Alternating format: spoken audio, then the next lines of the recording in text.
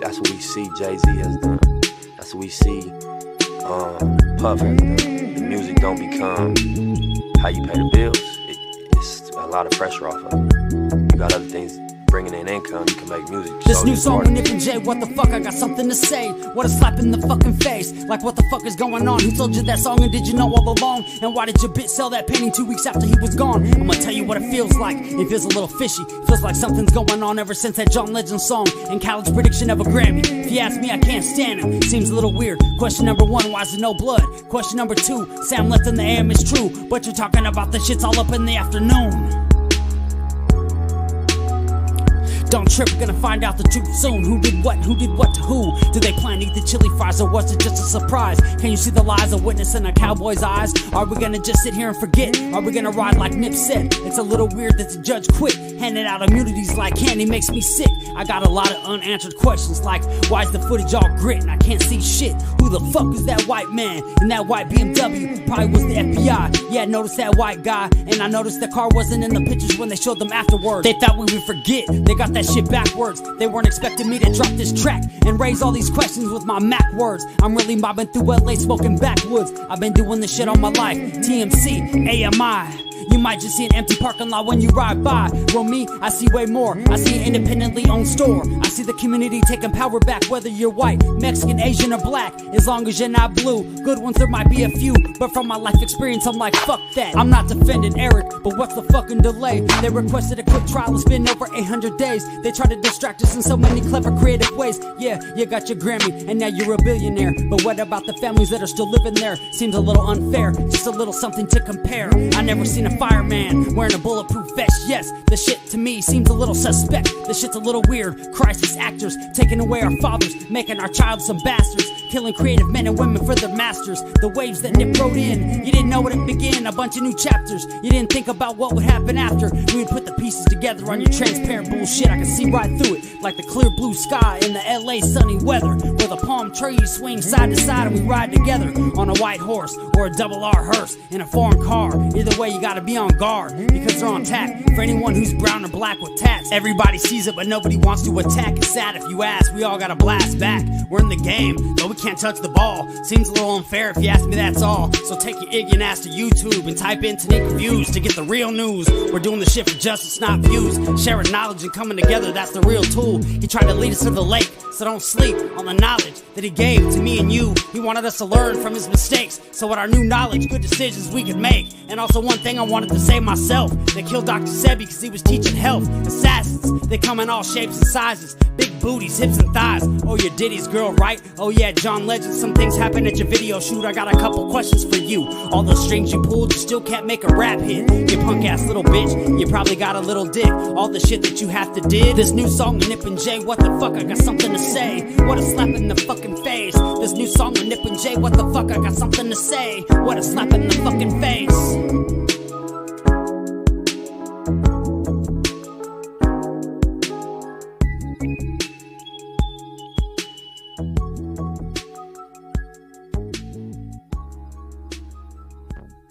What up, chat? Good, what up? Good morning to everybody in the chat, especially Kyra knows. She's in the building today. Okay, Kyra, there's not that many up this morning, so therefore you can tell us what you know. Go ahead and share it with us. Give us a secret. They can catch it on the replay. What's up? Occasia 317, she in the building. Indianapolis in the house. Look at that.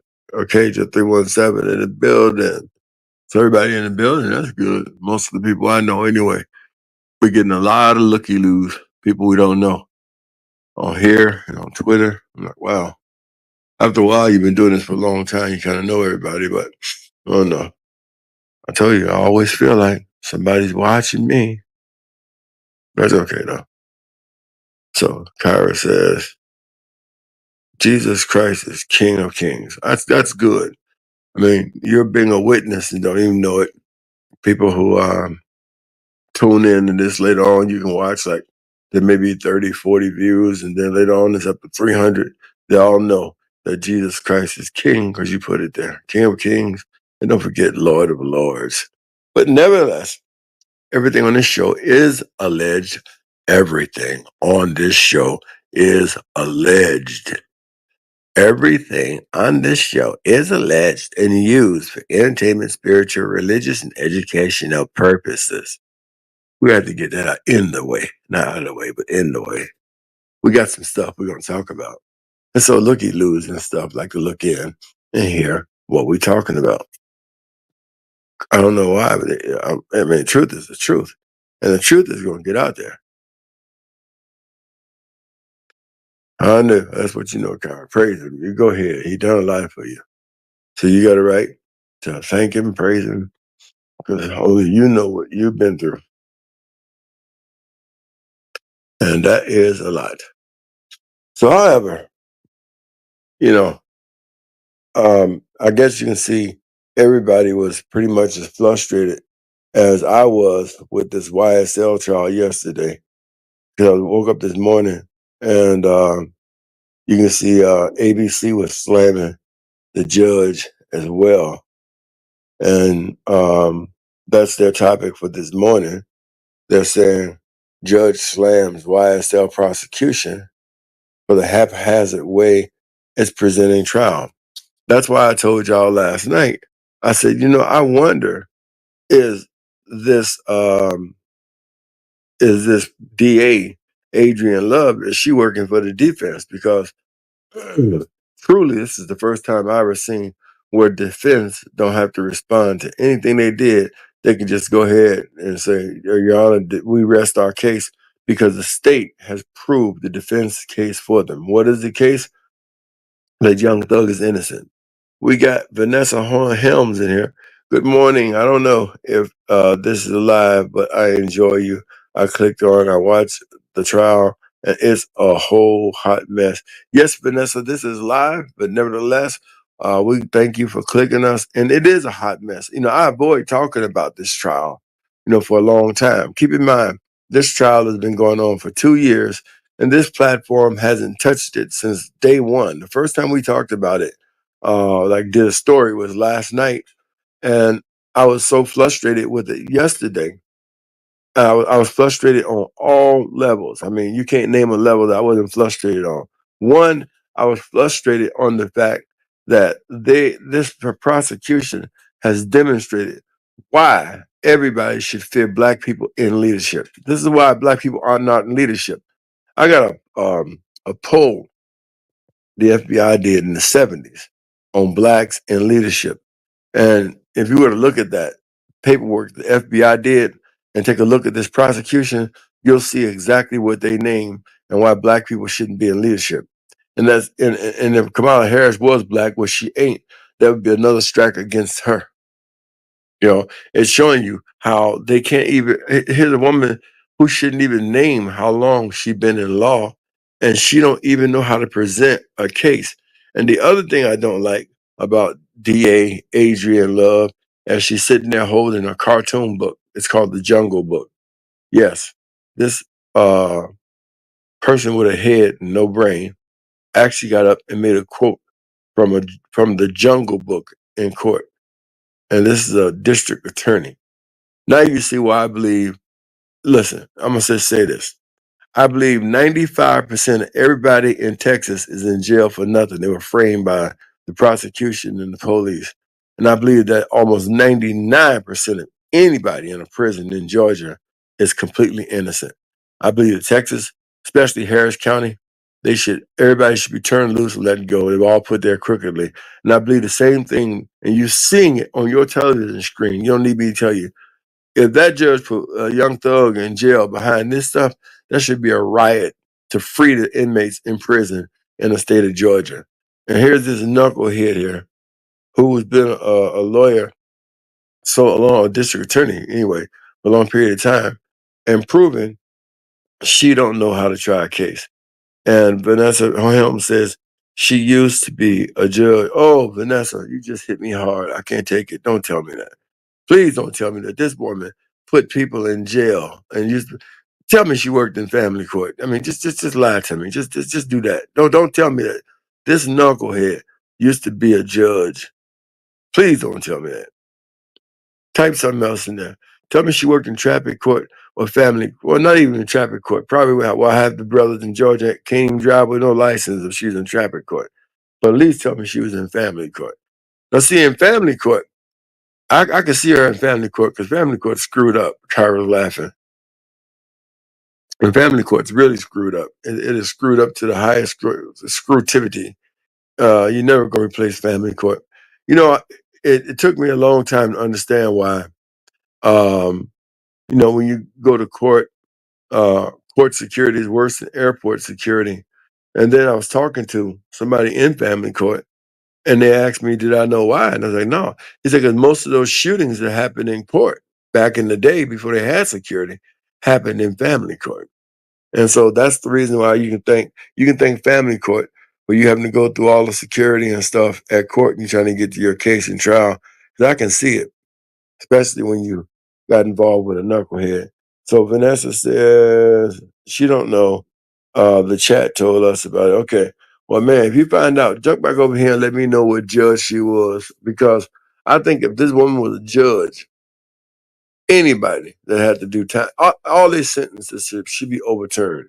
And that just goes to show you what I say about women, black women in power, black men in power. Fannie Willis went out and tried to choose her best friends and make them district attorneys. And she chose the worst knuckleheads that you could possibly get. And they have highlighted how unprofessional black people are. The thing that pissed me off the most about her as a lawyer is the way she stands back and talk to a judge. I mean, Paige Whitaker need to go sit her ass down. Paige, I'm trying to keep this clean for you, girl, but it's real difficult. You should have dismissed this case from day one instead of trying to jump your ass and all this confusion. When you know the Chief Justice himself has been busted, he's a fucking liar. And you're going to jump in here as if you something special and fix this. You're not going to fix this. I'm sorry. I try to keep this clean, but I'm like really pissed off. This young man has spent 2 years of his life in jail for nothing. For nothing. Everybody who said anything about him, and guess when they said it? In 2015. That's the other thing should piss y'all off. We're in 2024. She's calling witnesses back from 2015. He didn't even have a career or no money back then. If you had all this information back then, you'd have been more successful back then than you would now. There's a reason why the former district attorney did not try this case. And he said it because he knew it would be a circus. He knew it would be. So finally, Willis jumps her fat ass up in there. And I'm going to start doing RICOs like she a federal lawyer. I'm going to prosecute Donald Trump. Now her ass is fighting for her life, just like I said she would be. Same thing with Miss Mosley, back east. I forget where she's at. Sometimes black people get ahead of themselves and start to mess with white people, and you got to be put in your place. Y'all don't believe me. That's what happens. She jumps up, wants to prosecute the president, wants to bring RICO acts and threatening everybody. And let me tell y'all something. America ain't interested in no damn RICO act and all that stuff like that. Let me tell y'all something that y'all don't know. America makes money off crime. 30 to 40% off America's damn budget comes from crime. And that's what pisses me off when you guys sit there and listen to a stupid ass mayor or one of these politicians tell y'all they want to stop crime. Let's say Chicago stopped 25% of its crime. Chicago would lose about 10% of its police force if you could stop 25% of the crime. Chicago would lose more than 25% of uniforms, 25% of handcuffs, and 25% of the Chicago Police Department administration would be fired if Chicago were to get rid of 25% of its crime. They're not trying to get crime. How do you think them gangbangers get guns? Listen, they get the guns from the police and from the city. They go put them guns in a barrel in the alley. And that's how them gang members get them guns. And y'all actually think, what's up, Keep Speaking? Y'all actually think that they want to stop crime. No. Who else going to do their free labor? All they do is put you in privatized prisons and make you work all day long. These guys are working for free. Women are working for free, doing exactly what these people want you to do. They don't want to stop crime. Let me ask you a question. Now, y'all done heard the vice presidential debate, which I think was a bunch of junk. And I think each one of the presidential debates was a bunch of junk. But let me ask y'all one question. I'm not talking politics. I'm just asking y'all a question. Why is it that even this morning, as I'm sitting here, before I talk to you guys, you know what prayer I'm praying? I'm praying, God, protect my grandchildren as they go to school. Because God, I don't want them shot up in no school. We living in a country where the most dangerous place for a child is at school. Why is it not one presidential candidate has stood up and said, you know what? We're going to get money from this place and that place and make sure that every school has police officers. And these police officers would have had to have spent time in the military. And therefore, they have the right to shoot, to kill even a kid if he has a gun. I'm sorry. If I saw a kid with a gun coming into a school after these shootings, I would shoot him with no problem at all. And only military people have that kind of training. You're just the enemy. I don't care if you're 13, 14, 10, or 50. You coming up to school, going to shoot the school up. Because even when the few schools that have had security in there, the police officers were scared and didn't do anything. My point in the matter is, American schools are unsafe completely. Nobody's addressing school shootings. Nobody. Not Kamala Harris, not President Trump. They're staying away from it. You know why? Because any mention of anything concerning a gun, powerful union is going to come after you and you're not going to be president. So therefore, that shows you that they're not trying to stop violence at all, period. They don't want to.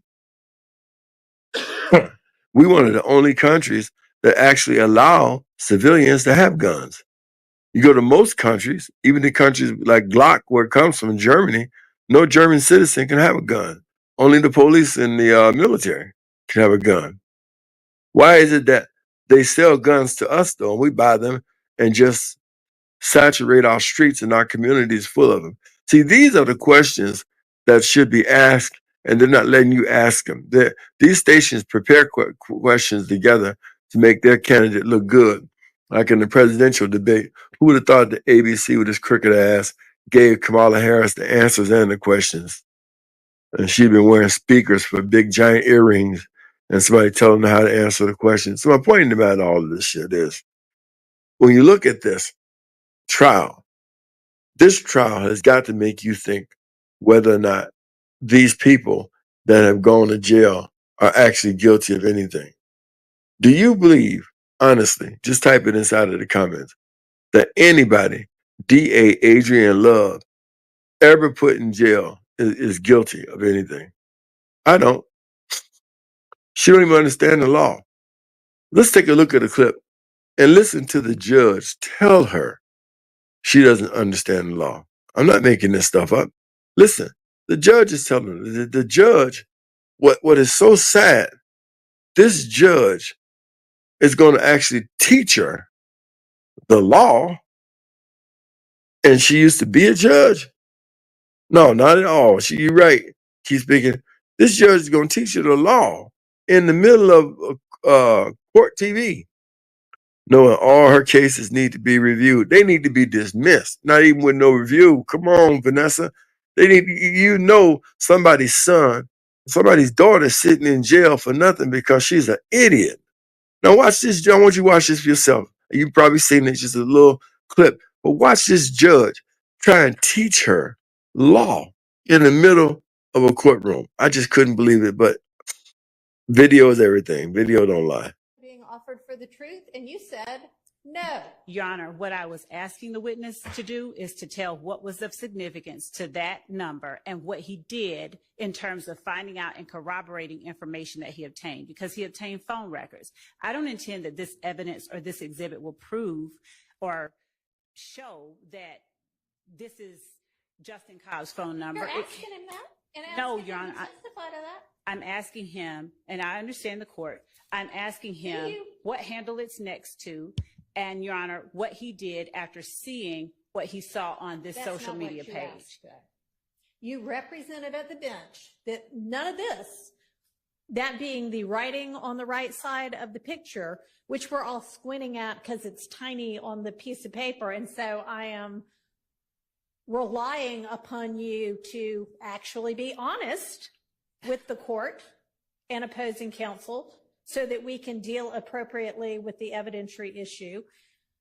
Was any of it being offered for the truth? And you said no. And then you turned around, and after it was admitted over the overruling of the hearsay objection, based on the representation that nothing was being offered for its truth, you drew the witness's attention to the phone number and tried to have the witness testify to whose phone number it was. If that is not offered for the truth, what is it?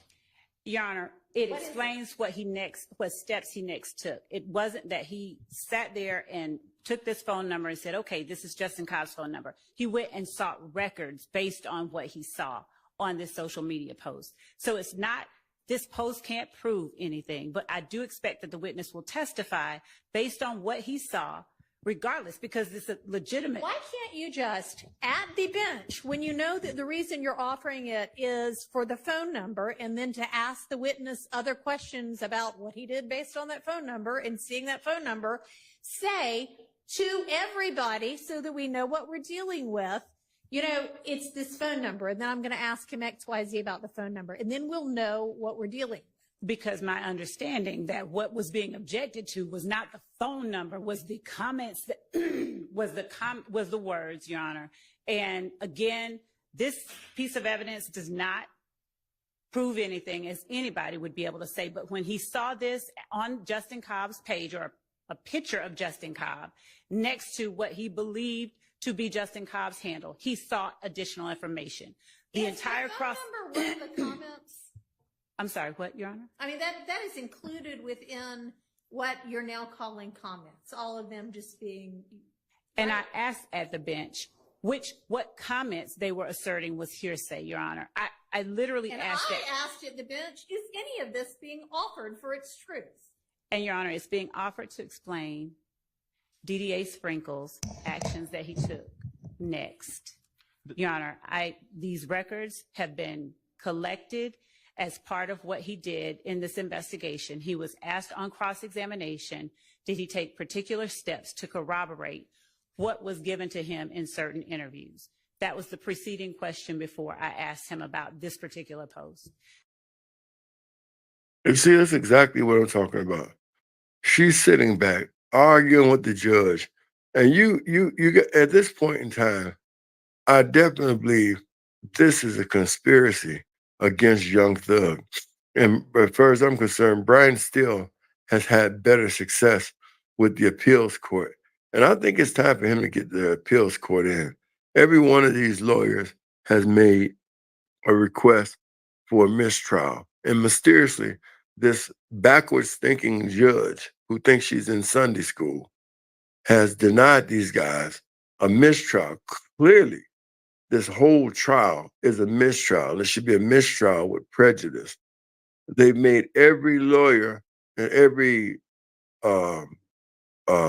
state prosecution team in the whole state of Georgia look corrupt and crooked. For judges to sit up on the throne in the Georgia Supreme Court and look down at this trial and don't fire Paige Whitaker. Paige Whitaker should be fired too. She should go to church and teach Sunday school. And D.A. Love shouldn't have never been a judge, shouldn't have never practiced law. I don't even know what job she could have did. She don't even look good, so I don't think she'd have been look good as a. Anyway, I'm gonna just let that stay right there. I don't understand. And most of her counsel never say anything to help her. Keith Spiggins says exactly. It's been a conspiracy. It is. If ever people wanted to see that the court will conspire, here they are going on. Every witness. Now listen. I mean, just think about this for a second. Every single witness that the state called all admitted that they are liars. Liars. Vanessa Helm said mistrial would never happen. Judge comes in with an agenda. She has marching orders. They're leaving it up to the jury. And that's weird because I'm going to tell you something. If I was in Georgia, man, I have a gang of niggas outside. And not only would we be demanding the freedom of young thug, we'd be demanding the freedom of everybody who ever went to jail in Georgia because we see the Georgia judges are corrupt. I forget the other judge's name with his little beanie-eyed ass. He's supposed to be the Chief Justice, having secret meetings with the prosecution. If that don't tell you that every damn person they ever prosecuted is innocent, everybody who ever sat under his little beady-eyed ass should be freed. Everybody who sat under any judge while he was Chief Justice should be freed.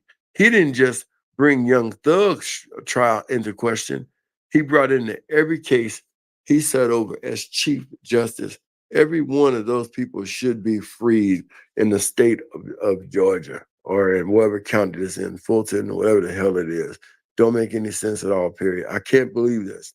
And you're right, the judge has an agenda and she's keeping this shit going. And that's why now we're going to start talking about it. We're going to start investigating her family life and everything. And we're going to put her on trial on social media since she will not bring this stuff to an end. Then I think it's right for us to take a look at what her agenda is. We can look at over her cases and look at all the cases she's been involved with. And we can see what her agenda is supposed to be. Because I don't think it's by coincidence she wound up with this trial to begin with. And I definitely don't like it that she's ignoring all these mistrials that she's had in her courtroom. And truly, they are mistrials. I know, be careful. I already got set up by somebody on You Behind Time YouTube and doing these court cases and stuff like this. She can watch. Not only does she watch, Vanessa, they got witches who watch too. They work witchcraft and stuff like that. Like that stuff you see Miss Love wearing, all them bright colors and stuff. I know what that means. You see what I'm saying? I'm not stupid. I know lawyers who practice voodoo. All right, they use voodoo and they use soothsaying. I do, and we're gonna be talking about that in the future. That's why she's wearing yellow. Let me see if I can find the yellow. She wearing yellow. Look at these are loud ass colors, man. I mean, y'all ever pay attention to what she wears? I know what she's doing. I know exactly what she's doing. I went to school for it to learn. I know exactly what she's doing. They have people not only watch, they have witches who watch. Yeah, they do. Certainly. And they ain't gotta come looking for me. I'll come to wherever they are. I come down there all the time. I usually come down there and see my cousins. So I ain't scared. I know what they're doing. But what they're doing has got to be brought to an end. You cannot keep doing stuff like that. You guys sitting there scared, talking about they do this and they do that. They may do this and they may do that. But if you're not careful, this same system gonna get you or get one of your loved ones because you ain't doing anything. You see, that's when y'all want to do something. A lot of people always tell me, say, be careful and all of this stuff like that. And my loved ones ain't going to jail. You know why? Because they don't be out there. Miss Love, there's no question. Adrian Love, I'm talking to you. She practiced this. She practiced hoodoo and voodoo while practicing law. Now, just so you guys understand why I say this, listen, the Bible depicts lawyers, judges, presidents, senators. Those are what the Bible calls rulers of the darkness of this world. Yes, that's why they have secret parties. Y'all think puppies should be in jail? Some of them should be in jail for some of their Christmas parties and stuff. I've been to them. I've been to the parties and stuff. Most all of them are alcoholics, and they all love getting down at the Democratic convention, Republican convention. I remember when I went to a Democratic convention, I was shocked how people with such a high profile could walk around stinking like alcohol. I mean, it was like I was in a gasoline factory. I mean, alcohol everywhere. I'm like, these are the people making the decisions. I went to a Republican convention too. Saw the same thing.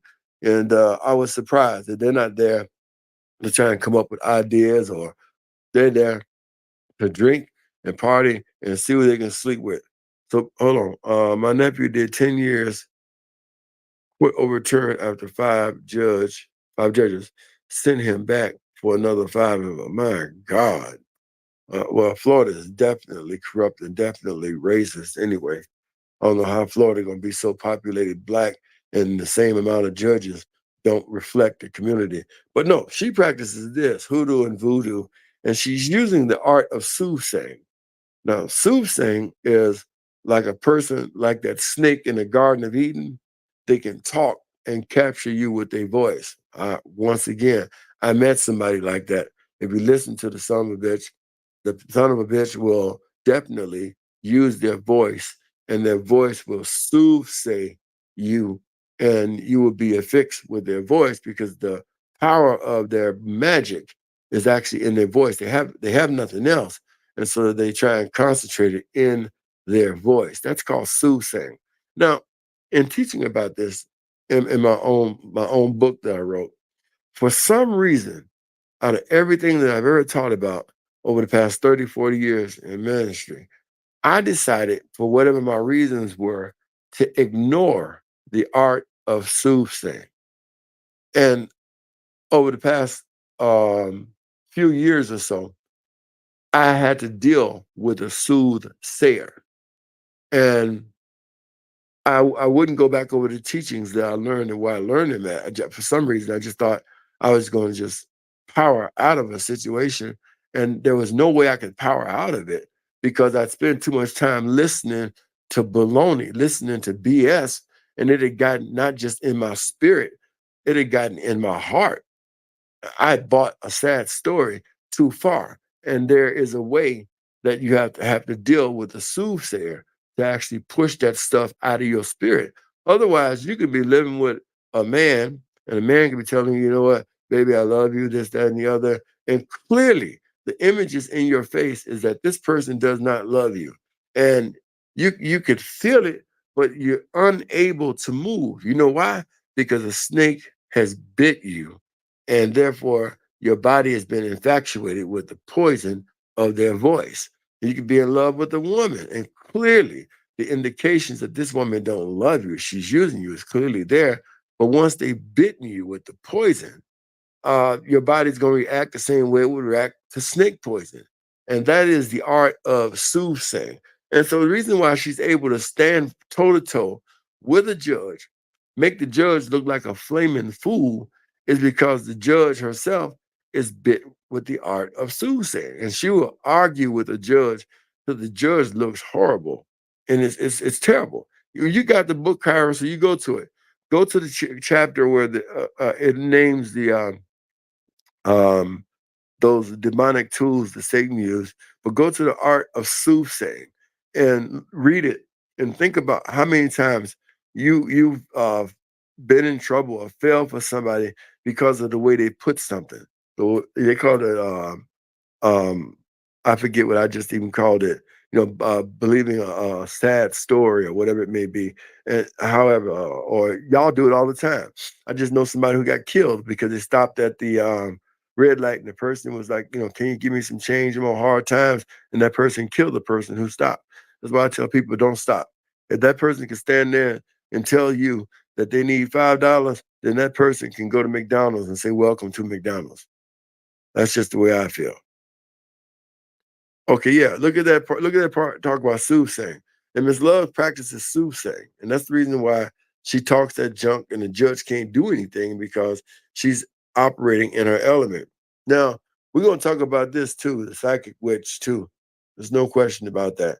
And we also going to talk about, oh, come on. We're also going to talk about that owl too, and what that owl represents. And this owl is a direct picture of an owl that I had the misfortunate pleasure of being around. Um, uh, anyway, I had the misfortunate pleasure of being around a person that could not stop being asphyxiated with that owl. I knew what that owl meant all the time, but we're going to talk about that because you're going to see Ms. Love practices a lot of this in her practice. And in the lawyer's office, they burn candles and incense to Satan as well, too. What's up, Kia Jordan in the building?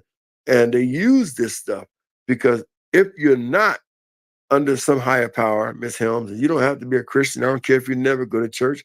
I don't care if you never know Jesus, and you don't have to know Jesus. You should know Jesus because he don't know you either. And that makes it all even. But you should have some higher power that you believe in to keep you from astray and all that stuff like that. Whatever it is you believe, you believe. But on this channel, I believe in the Lord and the Savior, Jesus Christ. I believe in the Holy Ghost, the show enough Holy Ghost. And you can't make me doubt it because I know too much about it. So you don't have to believe in him because he don't want you to believe in him. That's why he gives you a choice. You don't have to believe in him. But just remember, he don't believe in you either. So don't get on your deathbed, then change your mind while you're suffering and you're getting ready to find out that there is one, because it won't work. I know there's many people tell you it won't work. That's why he says, remember him in thy youth. So don't believe in him. You shouldn't believe in him for whatever your reasons are, but just know that he don't believe in you and the Father don't believe in you either. So that makes everybody even. We all good. So I just want you to know I have no problem with that. You can come in and say what you want to say. But the Bible is right. These people practice soothsaying and stuff like that. And we're getting ready to teach on some of this stuff. Some of this stuff, and we get ready to blow your mind. But she practices a lot of that. That's what these colors represent. These colors are supposed to throw the jurors off. Oh, you stop going to church? Okay, good. Okay, that's what I'm talking about. Stop going to church. Because first of all, let me say that ain't no church. You're the church. Your physical body is the church. I don't care if you go to church or not, but believe in Jesus. See, I don't believe in religion, but I believe in relationship.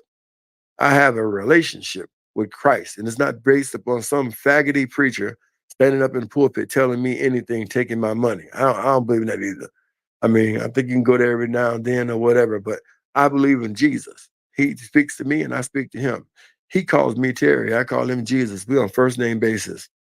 But when it comes to a building called a church, those are just buildings. That's why they do anything in them. I agree with you on that. But believe in Jesus now, because without him, you ain't gonna be able to cross Jordan River. What is Jordan River? That's the river you're gonna cross when you leave that place. But you don't have to ever believe in these buildings and these temples and these things where a man is over it and he's begging you for your money, your money, your money. He's doing nothing in the community. I feel nothing for them. But I do believe in Jesus Christ, and I believe he's God's son, and I will never deny him for anybody under no circumstance at all whatsoever. And as I tell people in the street, the same thing, I said, don't believe in him. He don't believe in you either. I said, but when you're on your deathbed, don't be looking for clergymen to come and try and talk you into heaven. It ain't gonna work that way because you got to believe on him to get there. But however, we ain't talking about the Bible. We're talking about this. These colors that this woman wears right here, all these loud colors, all of this stuff reflects that she's an Eastern Star. That's what she is. She's joined the Eastern Star Covenant, and she's a part of a sorority from her college. That's right. That's what it represents. Sororityism, Eastern Starism, it represents the demonic and the occult. 152%. That's why she's in all these bright colors. I mean, her colors are so bright they hurt my eyes, man. I'm like, wow, and people can't tell. It's so plain and so clear, and people can't tell. Every time you see this woman, she's in something loud.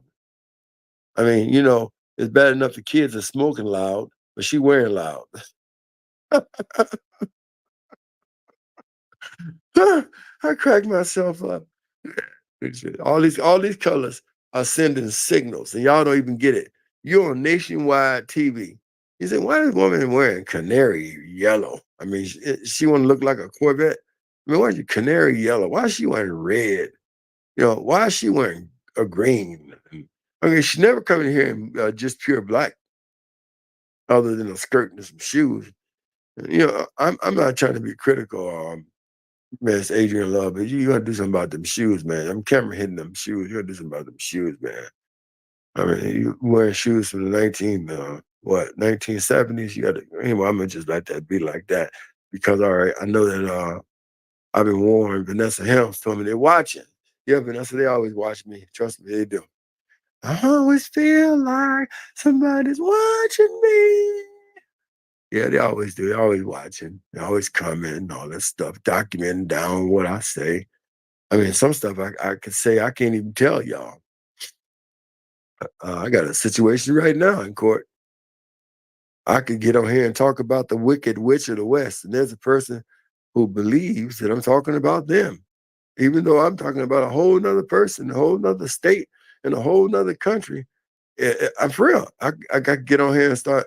I did a show about an unclean spirit. I did. Go back to my page and listen to it. An unclean spirit. And somebody went to court and took claim and said I was talking about them. And I couldn't catch on to what the judge was saying, but he said, that person is letting you know that they have an unclean spirit and everything you were saying fit them. That's why they seemed like you were talking about them. So it's a good thing I didn't call their name out, but I wasn't even thinking about them. I was talking about an unclean spirit. And it's pretty clear. I'm reading from Matthew, the 12th chapter, verse 42, where Jesus ran into an unclean spirit. And there are certain revelations revealed about an unclean spirit, that an unclean spirit is always a male. An unclean spirit is not a demon. They're two separate things, but the unclean spirit is always a male. So I was teaching, this is how you can tell a woman who has an unclean spirit. In order for you to be a lesbian, first of all, you have to have a boy unclean spirit on the inside you to begin with. And when you submit to it and let it take you over, it'll completely make you masculine. Now, for people who got possessed because of injury, maybe incest or something like that, they got infected with an unclean spirit, but they still want to be an alleged woman, whoever it may be. Those women usually become unargumentative. You can't deal with them. They become haphazard. They become just total idiots. And there's nothing you can say to become the most self-centered, self-righteous, egotistical daughters of perverse, rebellious women that you would ever want to meet. Now, wasn't that cool? Okay. Vanessa says, a hit dog will holler. They did you. They did you dirty and knew it. They did. That was good. They did. I mean, for instance, I never forget how I got. Make this right. How I got infatuated with a woman one time, and I noticed that's the truth. I'm telling you, Kyra's sitting there cracking up, but this is true. Let me tell you how I got infatuated with a woman one time. It's sad, but it's the truth. So we were doing a long distance relationship, and after a while, I got tired of it. I mean, I did. The conversation started to bore me, and I got tired. And I said, you know what? I'm gonna start to back out of this. And so as I was trying to back out of this, because I figured something was wrong, at least something came in my spirit that something's not quite right with this. So I tried to back out of this. Now, what I should have noticed, but I didn't, this is why I warn you guys about soothsayers. Soothsayers, their power. Listen, she may have did me wrong, Vanessa Helms, but you're still alive. So you better hope your soothsayer don't come and rip and strip you of everything, because you know what? Everything I lost, God tripled. And I'm telling you, I'm sitting awfully darn good where I am right now. And they begging. So, for the time that they wasted, I hope that was rewarding. The money that I lost, it's okay, because I'm all good now. Everything is wonderful. And but anyway, let me just say this. So one of the things one of the sad things that I've been through is I've been through the loss of a child. And I'm talking about where her mother stabbed her in the heart and killed her. Her mother stabbed her in the heart and killed her. Yeah, and these people are up in the same age period. And after going through that, that was one of the most painful things I've ever been through. And once again, I watched the failure of the legal system to prosecute nobody for doing it. The same one that had Samaje Crosby's death case.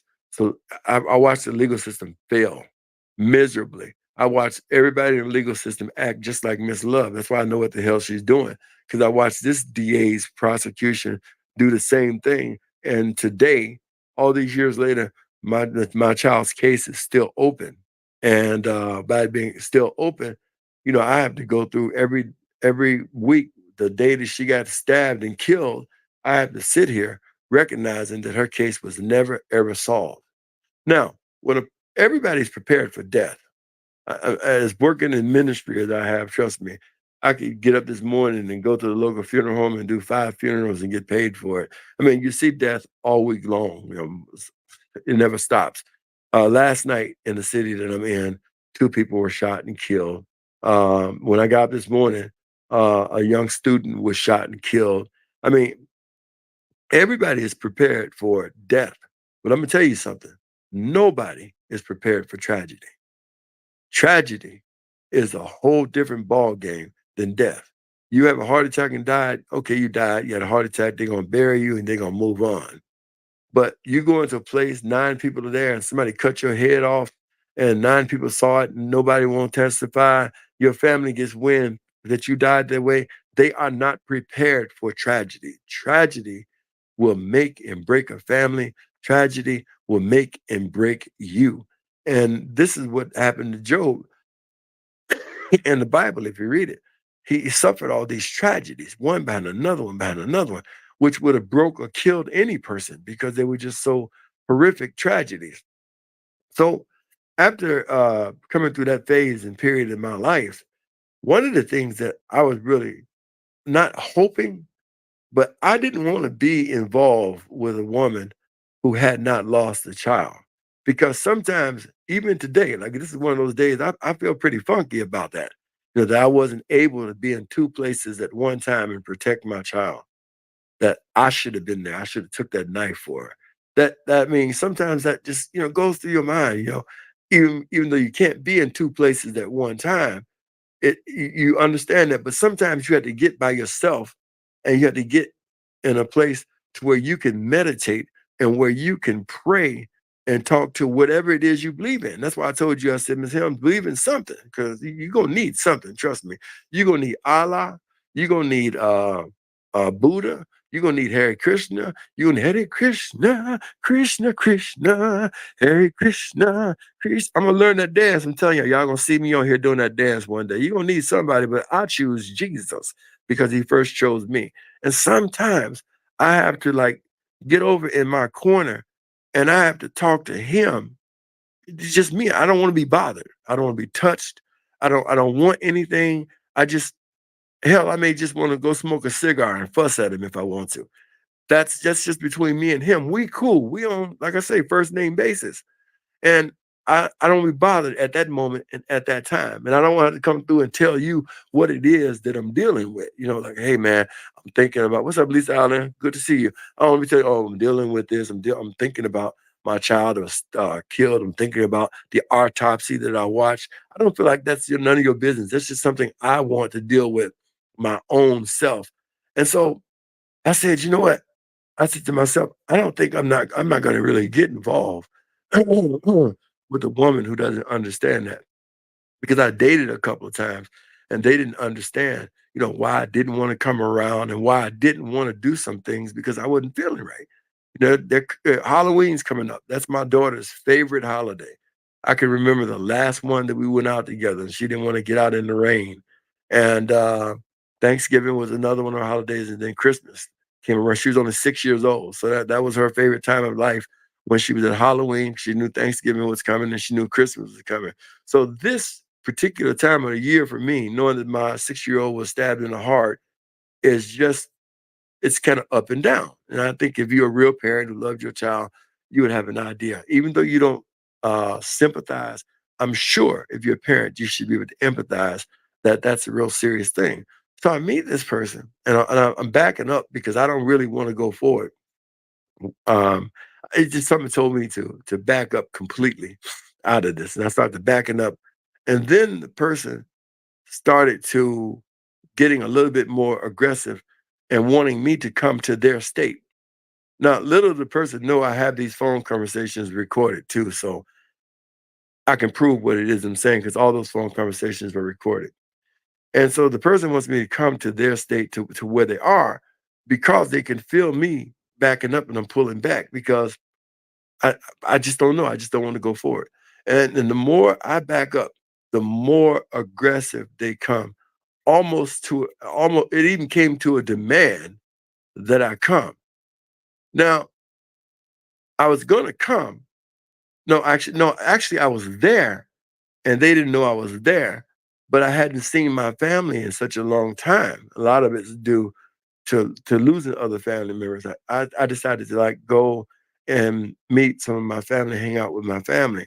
And when I finally got there, then the person messed up and told me that they had a boyfriend, and he was a damn near 90-year-old doctor. For real. And I looked him up, and um he worked he lied and said he worked in psychiatry, and she needed a damn psychiatrist. But I would learn much later that she was actually using them for money. But however, and then she called back and begged and pleaded this, that, and the other. I just was doing something to try and get you here. And she doesn't even know that I've actually flew into her state already, but I'm not hanging around her. So I decided to go ahead and continue to talk. And I said, you know what? I'm gonna just jump to the point. I lost a child, and then she said these words: "I lost a child too." I'm like, "Okay, you lost a child too?" "Yeah, I lost a child too." And she's like, "Well, let's not talk about that by phone. Let's talk about it in person." So I'm going, what is the chances that I could meet a person like that who seems to be intelligent or whatever it may be, and they lost a child like I lost a child, because that's the way she designed it. And I was like, and I didn't want to be with somebody who didn't understand loss of a child, because that's something, first of all, you ain't never going to be delivered from it. Don't let nobody lie and fool you. You're never going to be delivered from losing a child. It's just not going to happen unless you don't love the child. If you love the child, you ain't never going to be delivered. That is something you're going to have to learn how to deal with, like a sickness. Just like you do with diabetes. You get up and take your shot and take your pill, just like you deal with high blood pressure. You get up and take your pill or whatever it may be. That is how you deal with the pain of losing a child horrifically and tragically. It's something that you have to deal with every single day, just like you treat every other sickness. That's going to become a permanent part of your psychic and a permanent part of your sickness. And so there'll be times, just like your sickness, when your sickness flare up, you want to go to sleep. But there are going to be times when that flare up, you're just not going to want to be bothered with people. And for some reason, at that point and at that time, everybody wants to bother you. And you're dealing with this, you're trying to like go over your prayer, you done stole away, trying to get to some place where you can meditate, where you can pray, or whatever it may be. And that's when people are going to bother you the most at that point in time. So I said, you know what? I don't want to do yelling and screaming or anything like that. But I just said, man, I just hope if I get involved with somebody, they can kind of understand this area of my life, because this is very serious. So to hear somebody say they lost a child, I fell hook, line, and sinker from it and said, okay, I'll be there in 2 days, even though I was already in the state, and got there. And then we began to talk. And it was a while, it wasn't right away, um, that she told me how she lost a child. And come to find out, she didn't lose a child. Um, the father got custody of the child because she abused the hell out of the child, beat it with an extension cord, and was trying to kill it, chase it around with a knife. And I was like in shock when I found out from the DCFS reports what really happened. Mirroring me. Exactly, Kara. Exactly. And so this is why I used to teach people. I say, when a person come to you and say, well, okay, Vanessa Helms, what kind of man you looking for? Don't answer that question. If a woman asks me now what kind of woman I'm looking for, I would never answer that question. I'll tell you what kind of woman I'm looking for. I'm looking for one that can deal with me however the hell I am. Whatever the hell I am, however the hell I am, you have to deal with it. Because I don't want you to turn into this woman that you think I'm looking for. This virtuous woman, this submissive woman, to hell with that. Just learn me and see if you can live with me. And if you can't live with me, move your ass on. If you can't live with me, cool. But I'm not looking for you to put on no show.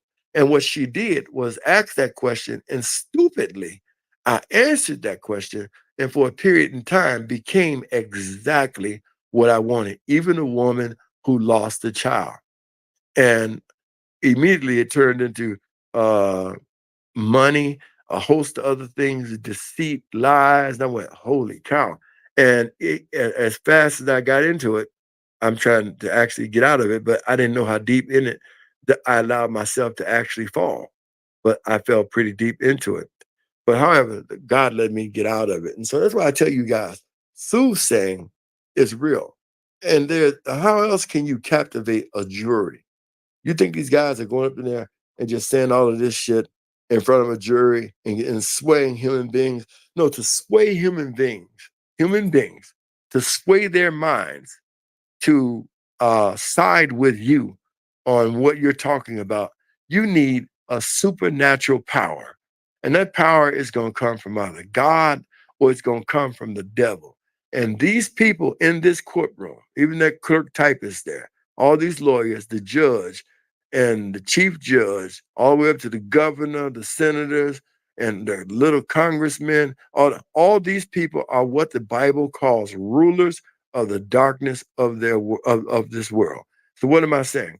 They do not have your best interest in mind at all whatsoever. Barack Obama is standing on stage cracking jokes about Biggie and Tupac. While he's standing on stage cracking jokes about Biggie and Tupac, he ordered Osama bin Laden to be killed. How can you be a Christian and support homosexuality? Barack Obama claims to be a Christian. The Bible clearly tells you that homosexuality. He can do it because he's not a Christian, in my opinion, allegedly. He serves Baal. He serves the devil. Baal is B-A-A-L. He serves Baal. That's who he serves. And when they're talking about God, they're not talking about Jesus or his father. They're talking about the Baphomet. That's what people have been trying to tell y'all for years that y'all ain't got. That's why they can frequently mention God, because they're not talking about the God of the Bible. They're talking about the God of success. Look what Baal did for Puffy. Look what Puffy was doing to these people. Puffy's not a bad person, but the spirit inside him is, because he decided to sell his soul for that kind of power and that kind of success. Now you can see the God he's serving. But in reality, he can't use a supernatural God. And that's why he linked up with Bishop Jakes. And Bishop Jakes was supposed to soften his image for him. Hey, this is real. And whether y'all like it or not, you guys have learned over the past couple of years that evil is real. Whether you call it the devil or whatever you call it, evil exists in this world. And there are some people who have given over to evil at different levels. And these people here who are prosecuting this young man are prosecuting this young man because they evil. They prosecuting this young man because, listen to me, I know you ain't gonna believe this. They prosecuting this young man not for what he did. They're prosecuting him because of something he wouldn't do. I believe if this young man ever get a chance to tell you a story, he gonna tell you a story of what this industry wanted him to do and he didn't do. That's why they went after him. That's why they went after him. They went after him. And I was in the industry for a long time, acting, court TV, music, all that stuff. They went after Young Thug, not because of what he did, because they wanted to go after him because of what he did. They would have went after him in 2015. They wouldn't have waited all these years later. They went after him because of something he wasn't willing to do, because this industry demands you to do something. They demand you to murder people. Most of your prominent rappers in the 90s, and if they hadn't killed nobody or been in jail, they didn't even get no record deal. It was mandatory. They go after you because of things you don't do, things that they request you of doing. They could have went after him hell because he didn't go to a Diddy party. He wouldn't participate. There was something he didn't do, and the industry turned up the court system, and the court system are coming after him now over some stuff he allegedly did in 2015. Are y'all for real? 2015, this boy didn't have a dime. They could have easily arrested him and prosecuted him. He wouldn't have had Brian Steele as his lawyer. But God intervenes, and what people don't recognize is how God, a higher power, intervened and let him get some records out and let him make a couple of dollars just in time before they brought charges against him. Lisa Allen says most of the rappers do not understand what they're signing up for. I didn't either, Lisa. I was trying to be in music. Even in gospel music. Gospel music is worse than the secular community. You almost have to be a flaming faggot. You have to be a homosexual. And you ask whether that gospel singer homosexual. Yeah, the woman probably is a lesbian as well too. They have sisters of the spirit. Those are women in church, some of the most famous evangelists and singers you know who have to sleep together in order to get to that level of success that you see them at. Else there ain't no way you can get there. It's the truth. So my point in the matter is, if there's any dignity left in the Georgia Supreme Court, they should act and definitely turn this into didn't have no choice. Fortunately, my parents indoctrinated me with the Bible at such an early age that I wouldn't have violated under no circumstance. I mean, even if you came, I could tell you stories, man. Even if you came to these record companies with a clean record, I mean, literally, you had to go and do something bad. And they don't worry about it. They're going to take care of it. They're going to pay your lawyer fees and everything. I mean, uh, I forget who it was that told the story about Nate Dogg. Nate Dogg, of course, with Death Row Records, with Snoop Dogg and all of them, part of Dogg Pound, I think, whatever, 213. But you know when they decided to sign Nate Dogg? They decided to sign Nate Dogg after he had robbed 3 fast food joints. And I think after the third one, he finally got solved. That's how they was. Snoop Dogg got signed to Death Row. I ain't never heard him talk about it after he shot Philip Walter Merriam. After that handicapped boy was killed. Then he got signed to Death Row. And then he did a song about it. Murder was a case that you gave me. Then Death Row brought Johnny Cochran on board. Johnny Cochran got him off. And all this is right after the OJ stuff and all of that stuff like that. So you know he was going to get off. And that's how he became an artist. And many other artists had to go through stuff like what Puffy did. If you want to stay an artist, if you want to stay at that level, look, you see the list yesterday? I may come back later on and do the full list. Venus and Serena on that list are participants in Freak Offs with Diddy. Venus and Serena. There's a host of people on that list that it's going to blow your mind. It's going to like really shock you that, man, I thought they got to where they at because they were skillful, and they got to where they at because they took a shortcut. And that's the way this industry is. So when I look at Young Thug, I don't know him. I ain't never heard one song he ever did. I just ain't. I listen to hip hop, but certain hip hop I don't listen to. But when I look at him, I recognize something you guys don't. I recognize that this kid is being served up because he did not do something that they wanted him to do. And that's what happens. I think the same thing with Nipsey Hussle. I think that the industry, I think politics, some of the things that Nipsey stepped in, I think that's what led to his unaliving as well too. That is the truth. There comes a point in time, I think when Young Dolph burnt that contract up for $22 million, I think people don't really understand what those contracts mean. Those contracts, they own you. I mean, they tell you, okay, the dark-skinned woman you're in love with, 2 kids, you got to let her go. You got to get a light-skinned woman. She got to pass the paper brown test. Y'all don't understand this paper bag test. The paper bag test is real. It's for real, for sure. Why do you think Cardi B does so much better than Meg Thee Stallion? It wasn't for the City Girls and Cardi B, we wouldn't even care about Meg Thee Stallion. It was Jay-Z that put them on, put her on with the City Girls so the City Girls could try and take her around, but she just was never accepted the way Cardi B and the City Girls was. And to ensure the City Girls would break up because they struck a chord with all girls in the city, they sent Puffy to Young Miami to make her think he was gonna marry her ass. What I understand now from people, friends of mine at the Potter's house, that it was true. Mr. Jackson's gonna perform a fake wedding for them. So y'all would think that Puffy got soft and finally got married or what have we. But he forgot to tell her that he had a whole nother woman pregnant.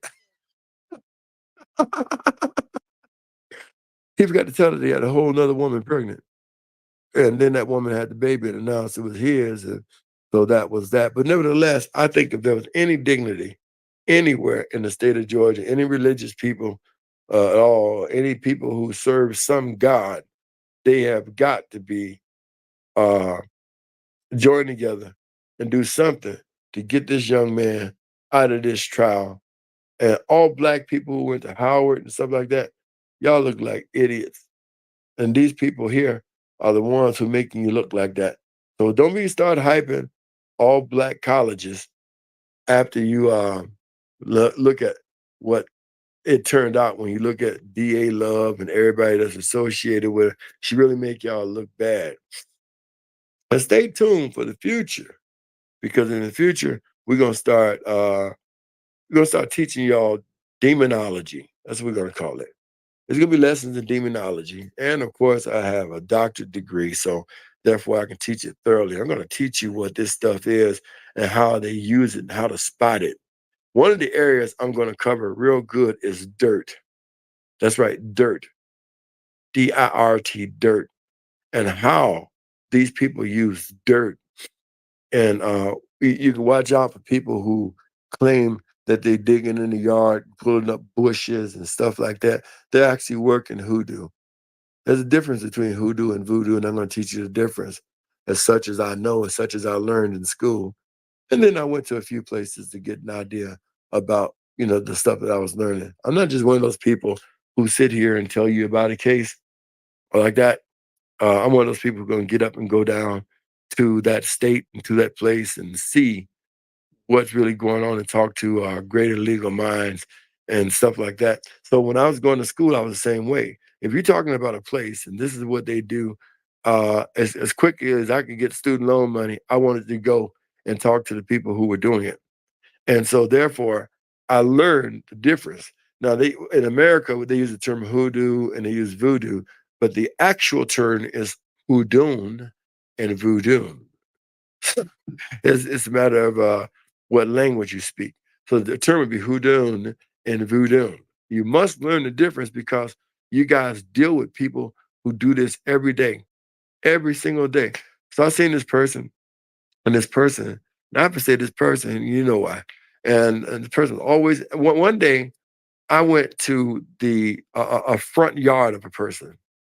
I went to the front yard. The spirit led me to the front yard. And I kept looking straight ahead. And you can see I wear glasses. If you see in the back, my glasses were dark at the time. And I looked down and I saw this giant hole in the ground. And I know exactly what I saw inside of that hole. And I went, I wonder why they would bury that in their front yard. I'm wondering this because I'm thinking like, these people are supposed to be Christian. She's not supposed to have this buried in the front yard. But I know exactly what I'm looking at. I know exactly what's in there. Now I know exactly what's going on. It's a form of hoodoo, or y'all call it hoodoo. I'm going, wow, this is heavy. So I'm still looking straight ahead. My dad used to say, go somewhere and sit down and look straight ahead. When you ask him a question he didn't want to answer, be like, look, boy, go somewhere, sit down, and just look straight ahead if you know what's good for you. All right. But anyway, I was looking straight ahead, but I was looking down. And so I didn't say anything. And so the person who was supposed to be working at home would always look out a window to see what I was doing. And I'm standing in an uncomfortable place for them. And so they come right out with gloves, like they were working in the yard. And I went back towards the garage and sat down. And I went, holy cow. Yeah, my daddy was something else, Lisa. My father was a trip. Especially if you asked him something he didn't like, he'd be like, boy, you better go somewhere and sit down and look straight ahead if you know it's good. That's real. That's all he's going to tell you. You better look straight. Don't even look at him. Look straight ahead. Wherever direction it is, you keep looking that direction, okay? And he wasn't going to tell you that again. But anyway, so I go back to the garage. I didn't see what I seen. And I said, man, this person is working hoodoo. So what I started to do was go into various sections of the yard. And as I said, Lisa said, I had old school parents. So you did? Yeah, my dad was something else, boy, I tell you. So Lisa, listen, I go to various sections of the yard. In the yard, I started to sing other holes and started seeing what was actually in there. I went, oh my God, this woman has buried all this stuff in this yard for power, demonic power. I'm going, holy cow. And so I ain't saying nothing. And so I go back over to the garage. I need to fire me up a cigar. And I needed what they call a lunatic. And I fired up a cigar going like, wow, what in the name of heaven is all this happening? And then she comes back over there and she goes, wow, you saw the hole, huh? I said, what hole? She said, you saw the hole over there, huh? She said, oh, a beaver dug that. I said, I'm like, hey, a beaver? I'm thinking to myself, a beaver did that? I'm like, man, it sure looked at me like you was using some kind of spatula. I'm like, you was using some kind of spatula or something. But I'm like, oh, so I said, I ain't even see no hole. I'm still looking. My daddy said, go somewhere and sit down and look straight ahead. I was looking straight ahead. I'm like, okay, now I know for sure what I got myself involved with. Let's see. I promise you. Listen, the woman's supposed to be working from home. I'm just going out to the garage and smoke a cigar, because she don't want no smoke in the house. And I just happened to step there. And I looked down and I went, wow. I could see exactly what happened. I could see other stuff that was put inside the hole. So I know what I know. I mean, and this is, like I said, I went to school for this for years. I started teaching demonology in the late 70s, 78, 78, 78, 79, 80, 81. By 1984, I'm considered an expert in demonology. So I'm looking at this. I'm going like, I can't believe this. Um, at that time, a 53-year-old woman is actually digging up in the yard, burying stuff in the yard, seeking demonic power. And I'm like, holy cow, what have I walked into? I mean, I'm like, okay, I'm thinking she's in the house working because she's supposed to be doing online work. I never want nobody else who work from home. Get your ass out in the morning and go to your regular damn job site. I'm sorry, that's just my view. Anybody's working at home, I'm sorry. Get your ass out the house. Because as a man, we don't like staying in the house. We like the outdoors. If you're a real man, go to your damn job site and do something constructive. And since I've been talking about this, I have been blessed to meet with some of the wealthiest companies in the world about this situation. Upcoming future, you guys will see if you look on the channel. I'm going to be talking about. It's amazing how God works. It is really amazing. I mean, he works in a mysterious way. And he really does. He works in a mysterious way. And I've been talking about this for a second. And I didn't know that like companies were actually listening to me. And I met with a lot of Fortune 500 companies that were wondering what in the name of love was going on. And, why were there at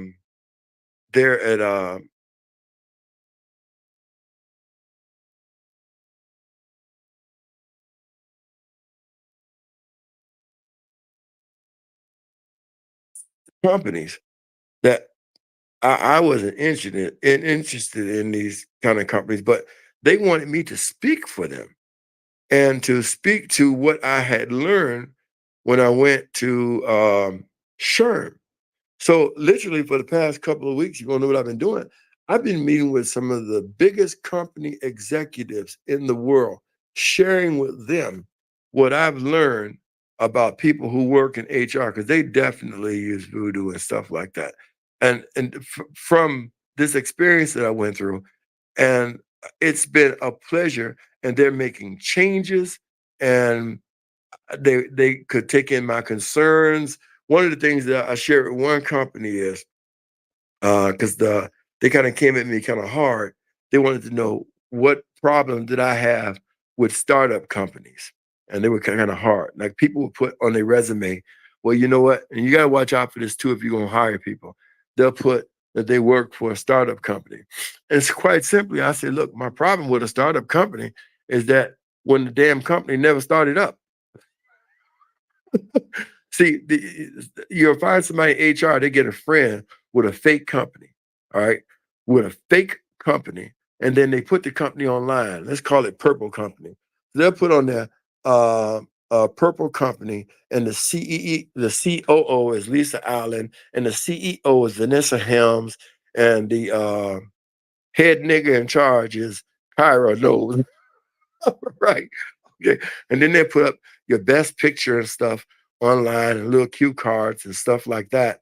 And the reason why they do that, let's say we put that online in 19, let's say 2000. We put that online in 2000. Okay, we put that online in 2000. So Purple Company has been active since 2000. So let's say you've been running around, you ain't been getting you nothing but some ping and doing blowjobs and stuff. You ain't even had no damn job. All right. You can go to a company and list that you worked for a Purple Company. And as long as they have a number and as long as they show online, that is considered work history.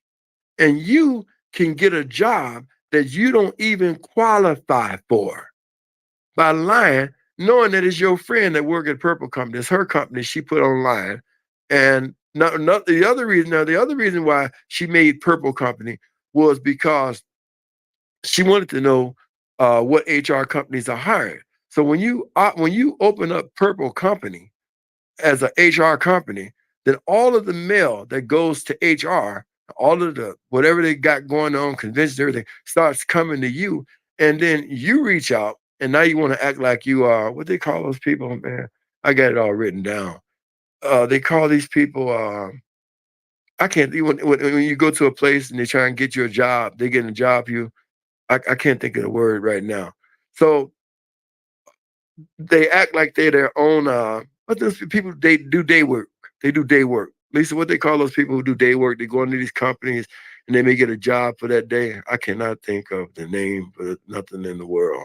All right. So they pretend that they operate in this talent acquisition. They operate in um, uh, a type of day labor. I forget what they call this, and they operate in all this stuff like that. And so, therefore, the company's temporary, but it's still another word, but I can't think of it right now. But anyway, they pretend they operate in that. And so now the companies that are really looking for people for work send it to them, contractors. They get consultants, contractors, whatever you want to call them. So they operate, okay, we're in consulting, all of this shit. They lying through their teeth. And companies that are looking for people to work for them are sending it to you first because you Purple Company, you're online, and letting you know we need some people. And what you're doing is applying for a job that's going to pay you a mass amount of money for 6 months or 9 months, and you're only doing it for yourself. And if you find some stupid uh uh cunt who's your friend, you'll turn her on eventually, help her get some work. But it's temporary. But I mean, it's temporary. Some of these people, because these companies are sick and tired of HR, period, because HR is a problem in most companies, always has been, with yakety women and faggoty white men and a couple of black homosexuals in there. But so the companies are really doing away with HR and really putting this burden on one person and wanting one person to do this job of HR, allowing them to contract out to other idiots who are not even qualified. And these idiots are the idiots that stay at home and get to work from home, and all you got to do is send them a computer, and they're supposed to work from home. They don't do any damn thing. Most of the assignments by the end of the week are not even finished. And so it's becoming a problem. And so I was talking to these companies, man. I'm like, wow, I met with a company a week ago, and they were just amazed at what I shared with them that I learned from the people who came down to Sherm with Johnny Taylor I was at Sure, my experience, and I met all of these people in HR, and I saw how crooked they was. I saw the people that was in secret rooms and stuff like that. I saw the people who were down here trying to have sex with people. And to me, it's the biggest sex pool convention that you ever want to go to. I'm gonna talk about it. And Sherry Shepherd should be ashamed of herself. I lost nothing but respect. They had her there trying to inspire somebody. She inspired me to go home. I mean, the first words that came out of her screaming mouth, and I don't know why they had them damn speakers that loud, was, "I got famous because I was rubbing Ellen DeGeneres' booty." I kid you not. I'm like, huh? So to me, she was telling you that the way you're going to get a job down here with Johnny Taylor is you're going to have to be rubbing somebody's booty or in somebody's booty. Lisa Holly, Lisa, you're not supposed to be laughing. You're supposed to be praying. You laugh at it. I'm for real. I'm sitting here going like, are you kidding me? So 'cause I know you're not funny. She ain't never been funny, but you telling me that you got all that money and you stole Wendy Williams' show because you rubbing on Ellen's booty? And then she went to another dyke. All right. Then she went to what's her name? God, I can't even think of her name. What's the other dyke? And you can check, and she's the most viewed person most on these shows because she rubbed booties good, I guess. But she went to the other one, the one who's so confused. She wanted to get married to another woman. What's her name? She's a white girl, and she's in good with those white dykes. But she wants you to understand that that's how things work. And so this is who he brought to the convention to inspire you. So this is why there's so much sleeping on the job and stuff like that on the job. Like, these motherfuckers here are something else. I'm sorry, I can't keep this clean because it was incredible. You mean to tell me this is what you're telling people? That she had to rub people's booty, and that's how she became successful. That's how she got on TV and stuff on The View, dancing with them and rubbing their booty. And then I cannot think of that other lady's name for nothing in the world. The big fat lady. She heavy set. Rosie O'Donnell. Y'all ain't no help. Y'all ain't helping. Y'all too busy laughing. Then she started talking about Rosie O'Donnell. She went from dyke to dyke. And then she started talking about sleeping with this man. He looked better than his wife. But nevertheless, my point is, she's talking about sleeping with him. I'm like, this man got a whole damn wife and 2 kids, and your fat ass talking about you should go out with him. I mean, that is so disrespectful. And at that point, I got sick. And I said, I got to get out of here. I was actually poisoned by somebody who put something in a drink, and it burnt a hole in my larynx, and I started to losing blood. So that was probably the worst experience that I went through. But I'm like, man, this is incredible. So I learned all this stuff, packaged it up, and I put together something. And I talked about this a couple of times, but what I did not know was that companies were listening to me and say, hey, look, we want you to come speak to us. So the first time I thought it was a trick. I did. This huge company, I'm for real. This is about what? It was a while ago. This huge company, they emailed me. You can email me at Tanique Reviews. Yeah, they emailed me. And I thought I thought it was a trick, Lisa. I did. They like, we want you to come here and we want you to tell us all about it. And they said, we're gonna pay you this, that, and the other. I went, huh? They said, we're going to pay you this, we're going to pay you that, and the other. I mean, we're going to send a limo of your choosing. I said, okay, I want a party bus. A party bus it is. I said, okay, a party bus. And then people with me were like, man, no, this could be a trap, man. He's trying to set you up, man. No, you shouldn't go do this, man. He's trying to set you up. Don't go do this. I said, no, okay, well, I want this amount of dollars, and I want it sent to this account right away. Done. Money was in there too. It was directly from the company, right? So I'm looking the company up online. My people looking, this is a huge company. And so I come, wonderful breakfast, wonderful hotel, big giant building, and I'm meeting with these executives. And they begin to share with me the future of their HR, which wasn't the future at all if you wanted to know the truth. And in each place that they operated in each state, they were going to get rid of their HR. And they showed me how much money they were spending in HR, how much money they were losing in HR. I mean, I never saw such figures before. So the person that was digging well, I can't tell y'all this, but that's okay. I'm gonna tell y'all in the future because I'm gonna do a complete whole story about this.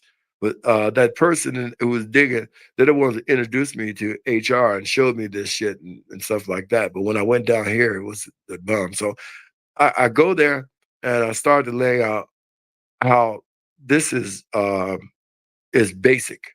Nobody should be able to pull the wool over a Fortune 500, 400, 300, or 100 company the way that people are pulling the wool over y'all eyes. I mean, HR was so stupid that a lot of times when a person listed a phone number for the company that they worked for, they didn't even list the company number. They listed a 800 number where you can call their home girl. And their homegirl's gonna pretend she worked for that company. And that was good enough for HR. They didn't do no further investigation. And then you had on there, oh, you that startup company. I would say, did you check on NASDAQ? Did you check Wall Street to see if this company was trading? I mean, you're a trading company. Why the hell would you hire somebody who claims they're working for a trading company and the company ain't trading? This is a startup. The person says this on the application, a startup company. Working at a startup company for 8 years. When is the company going to turn prosperous? 8 years? I'm like, it's something wrong with the people that's hiring them. I said, let me tell you what's wrong with them. The people that are hiring these people are hiring their friends, hiring other people they meet at SHRM and rubbing their booties like Sherry Shepherd was. They go down there and rub each other's booties. I mean, they caught somebody who's so damn nasty, who was doing something, having an affair. They caught her ass in the washroom changing clothes. Whoever she did in the affair wouldn't let her nasty ass use the washroom. So she went downstairs in the downstairs washroom to wash herself up. And with 30-something thousand people and didn't take into consideration they were going to have her putting on her wig. She was trying to change her looks back into her looks when she got ready to go home to her husband. They got her with a wig, got her washing her ass, nasty ass, in a public washroom, changing clothes and everything. That's what you have to do down here so you can meet these people who have these corporate sponsors to get a job in HR. We're going to be talking about that a lot more. And again, I'll try and keep it clean for y'all in the future. So don't miss it because we're going to maybe pictures, video, everything, and show you exactly what we're talking about. We ain't going to hide. So Lisa says, you're right. I work for the county government. HR is full of it. And I'm telling you, look, I went to a company. Lisa, I'm gonna tell you something. I'm a preacher. I'm an author of a book. I've made some money. These people paid me a lot of money to come and share the information that I shared with them, and that I wrote down, that I put it together, and I gave a presentation on what they need to do, and they actually got me my next gig. One of the other guys worked with another company. He says, I got to bring you this guy in. And you got to listen to what he says because it makes a lot of sense. And it does make a lot of sense. But back to what I was talking about in the initial beginning. See, some of you guys, you're gonna miss this. I don't want you to miss it when I put it up. Because a lot of these people in HR, believe it or not, a lot of these people in HR are nothing but witches.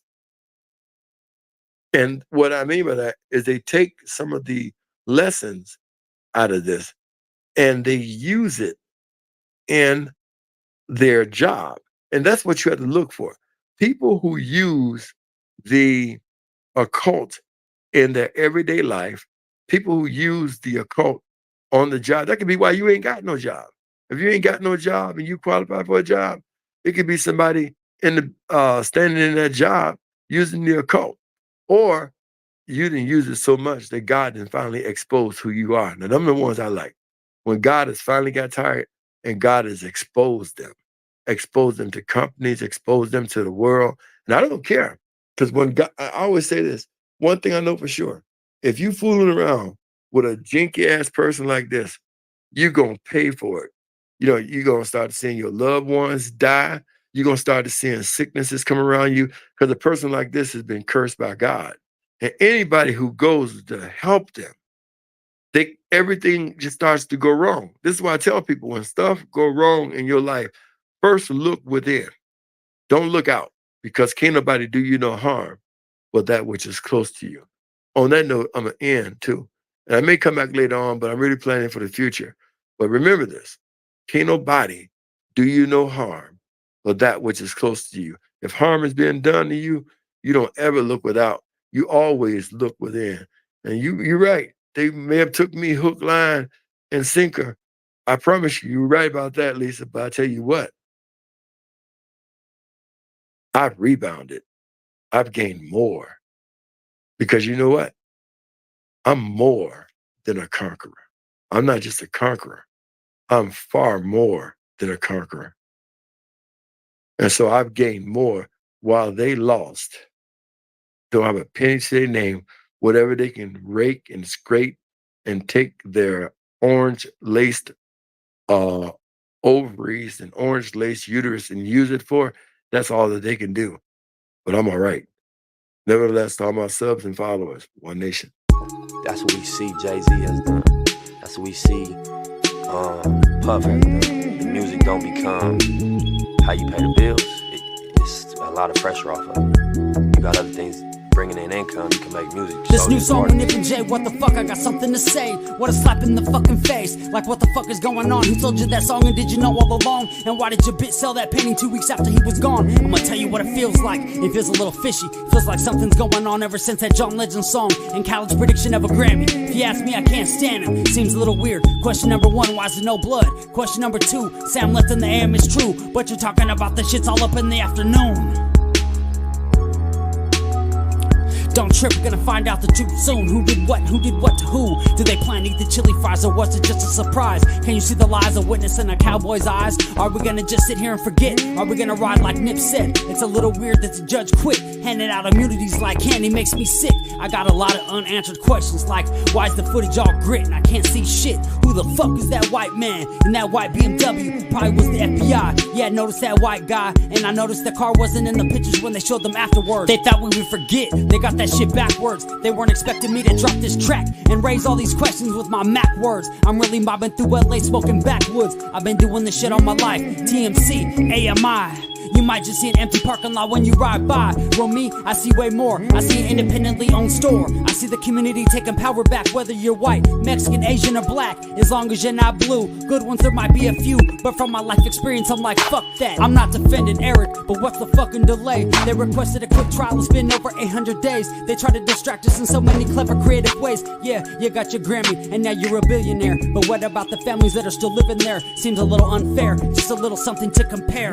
I never seen a fireman wearing a bulletproof vest. Yes, the shit to me seems a little suspect. The shit's a little weird. Crisis actors taking away our fathers, making our child some bastards, killing creative men and women for their masters. The waves that Nip wrote in, you didn't know where to begin. A bunch of new chapters. You didn't think about what would happen after. We would put the pieces together on your transparent bullshit. I can see right through it, like the clear blue sky in the LA sunny weather, where the palm trees swing side to side and we ride together on a white horse or a double R hearse in a foreign car. Either way, you gotta be on guard because they're on tap for anyone who's brown or black with tats. Everybody sees it, but nobody wants to attack. It's sad if you ask. We all gotta blast back. We're in the game, but we can't touch the ball. Seems a little unfair if you ask me, that's all. So take your ignorant ass to YouTube and type in Tanika Views to get the real news. We're doing the shit for justice, not views. Sharing knowledge and coming together, that's the real tool. He tried to lead us to the lake, so don't sleep on the knowledge that he gave to me and you. He wanted us to learn from his mistakes, so with our new knowledge, good decisions we could make. And also one thing I wanted to say myself,